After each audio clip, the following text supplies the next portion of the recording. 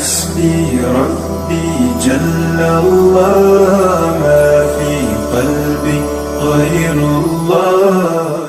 اور ابھی یہ یہاں پہنچے کچھ ہی دن گزرے تھے کہ ایک اور شخص مسلمان ہوتا ہے اور وہاں سے بھاگ کر مدینہ میں آتا ہے. اس کا نام ابو بصیر ہے. اور ادھر جب پہنچا اللہ کے رسول نے فرمایا میرا ایگریمنٹ ہے, مدینہ میں آپ نہیں رہ سکتے, آپ واپس چلے جائیں. اس نے کہا یا رسول اللہ جان چلی جائے گی. فرمایا اللہ کے راستے میں شہادت مل جائے گی.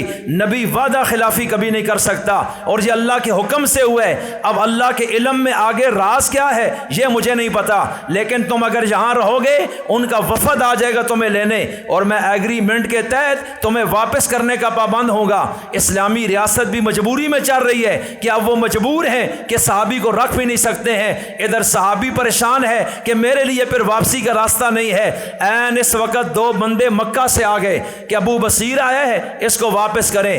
آپ نے فرمایا جاؤ اللہ مدد کرے گا. اب ابو بصیر کو جو دو بندے لینے آئے نبی اپنی زبان پر کھڑے رہے. مسلمان کی یہ شان ہوتی ہے, یاد رکھیے یہ وعدہ کبھی نہیں توڑتا. اللہ کے نبی نے فرمایا وعدہ توڑنا منافق کا کام ہے, مسلمان کا نہیں. نبی سے بڑھ کر مجبوریاں ہماری نہیں ہو سکتی. وہاں جانیں خطرے میں پڑی ہیں ساتھیوں کی, لیکن آپ نے سوچ سمجھ کے ایک عہد کیا, پھر آپ اس کو نبھانا چاہتے ہیں اور بتاتے ہیں کہ مسلمان کی شان کیا ہوتی ہے. تو آخر ابو بصیر یہاں سے نکلے تو طے تو یہ تھا نا کہ مدینہ نہیں روک سکتے, باقی اگر کہیں بھی وہ کوئی جائے رہے اس سے تو غرض کوئی نہیں ہے. اب ابو بصیر بھی سمجھ گئے کہ مدینہ میں تو راستہ بند ہے اور مکہ میں میں جاؤں گا یہ مار دیں گے. اب یہاں سے وہ دو بندے لے کے نکلے, کہیں آدھے راستے میں پہنچے. ابو بصیر نے ہاتھ میں تلوار تھی, ایک بندے کو جگہ پہ مار دیا, دوسرا خوف سے بھاگ گیا. دریا اور سمندر کے کنارے اپنا خیمہ لگا کے ڈیرا لگایا کہ چلو مدینہ میں نہیں تو مکہ میں بھی نہیں جاتے. اب سینٹر میں کھڑا ہو گیا. اب چھوڑا عرصہ گزرا, جو بھی وہاں سے کلمہ پڑھ کے بھاگتا مدینہ میں تو راستہ بند ہے تو وہ ابو بصیر کے پاس رک جاتا ہے. اس طرح تھوڑے دنوں میں یہ 70 لوگ وہاں جمع ہو گئے. اب وہ لوگ آ رہے ہیں ادھر رسول اللہ کے پاس. آپ فرماتے ہیں مدینہ میں نہیں آنے دینا, میں تو ایگریمنٹ پہ کھڑا ہوں. اب وہ وہاں اپنی مرضی سے بیٹھے ہیں, کسی اور شہر کا تو میرا کوئی ایگریمنٹ نہیں ہے, تو تم ان کے ساتھ ظلم کرتے ہو.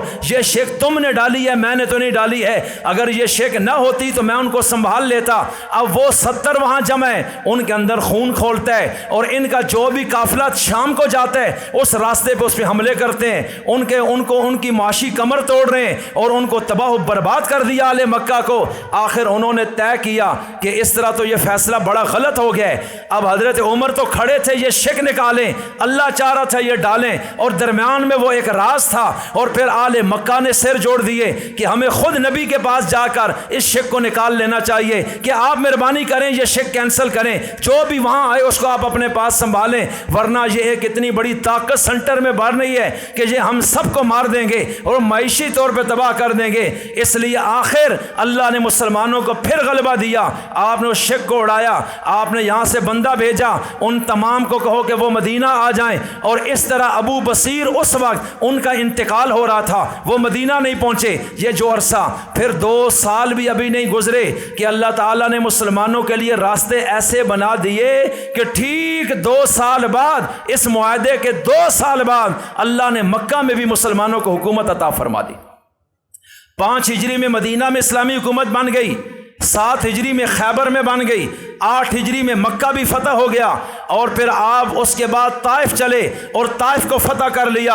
اور جب آپ کا جنازہ اٹھا پورے جزیرہ عرب پہ اسلام کی حکومت قائم ہو گئی, اللہ کے سارے وعدے سچے ہو گئے. تو مسلمان کو ہر حال میں اللہ اور اس کے رسول کا تابع دار رہنا چاہیے, اپنی عقل اور اپنی حکمتوں کو اس میں نہیں ڈالنا چاہیے. ان کا جو حکم ہے اور بصر و چشم قبول کرنا چاہیے, چاہے اس میں ظاہراً اپنا نقصان نظر آ رہا ہے کوئی مسئلہ نہیں, اس لیے کہ ہمارا ایمان ہے کہ نفع اور نقصان دینے والا کون ہے؟ اللہ. سمجھ کے اور عمل کی توفیق عطا فرمائے. وما علینا الا البلاغ المبین.